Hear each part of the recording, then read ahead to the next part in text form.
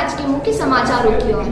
जावरा की बड़ौदा थाना पुलिस ने एक व्यापारी से 30 लाख की फिरौती मांगने वाले गिरोह के 5 सदस्यों को किया गिरफ्तार। बताया जा रहा है कि जावरा निवासी ताहिर हुसैन बोहरा, जिनकी ग्राम बड़ौदा में हार्डवेयर की दुकान है, उनके पास मोबाइल फ़ोन पर आरोपियों द्वारा फिरौती की धमकी दी गई थी कि हमें 30 लाख रुपए दो, नहीं तो हम तुम्हें मार देंगे। जिसके बाद बड़ौदा थाना पुलिस ने तत्परता दिखाते हुए तुरंत कार्यवाही की और कार्रवाई करके 5 लोगों को गिरफ्तार किया है।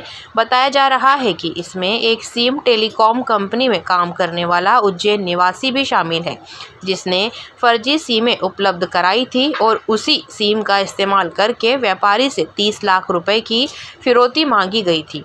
वहीं एसपी अभिषेक तिवारी ने बताया कि बड़ौदा थाना पुलिस ने ताहिर अली बोहरा व्यापारी की शिकायत पर तत्परता से कार्रवाई करते हुए फिरौती मांगने वाले 3 आरोपियों को गिरफ्तार किया। जिसके बाद पता चला कि इन लोगों ने फर्जी सिम ली थी और फर्जी सिम और लाइटर जो बंदूक की तरह दिखने वाला, इस तरह से व्यापारी को चमकाने के लिए सामग्री का इस्तेमाल किया था। 3 आरोपियों के साथ विक्रमगढ़ के आलोट का रहने वाला एक युवक भी शामिल था, जिसने उज्जैन निवासी से सिम उपलब्ध कराने में सहायता की थी। वहीं टेलीकॉम कंपनी में काम करने वाले उज्जैन निवासी ने 2 फर्जी सिमें दी थी, जिसके बाद उन्होंने फिरौती की फ़ोन लगाकर मांग की और पुलिस ने तत्परता और अच्छा काम करते हुए 5 की आरोपियों को गिरफ्तार किया।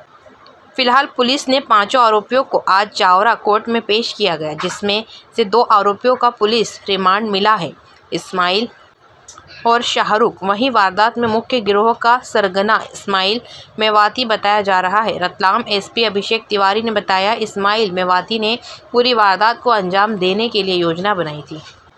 जेटीवी भारत रतलाम से भेरूलाल मालवी की रिपोर्ट। बड़ौदा थाना अंतर्गत एक शिकायत प्राप्त हुई थी, जिसमें कि फरियादी द्वारा ये शिकायत की गई थी कि उसे एक अननोन नंबर से कॉल आया है, जिसमें कि 30 लाख की फिरौती उनके द्वारा मांगी गई है। साथ ही साथ धमकी भी दी गई है कि यदि फिरौती नहीं देंगे तो जान से उनको मारने की धमकी दी गई थी।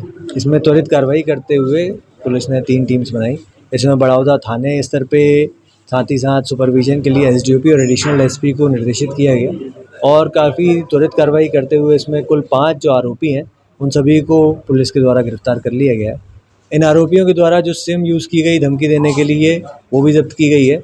साथ ही साथ इसमें एक व्यक्ति जो कि सिम इशू करने का ही काम करता था, उसका भी इन्वॉल्वमेंट पाया गया है और उसके द्वारा 4 फर्जी सिम इस गैंग को इशू कराई गई थी, जिसका ये अन्य किसी अपराध में भी उपयोग करने की तैयारी कर रहे थे। नकली हथियार किस तरह का था इसमें और किस काम में यूज़ किया गया उसे?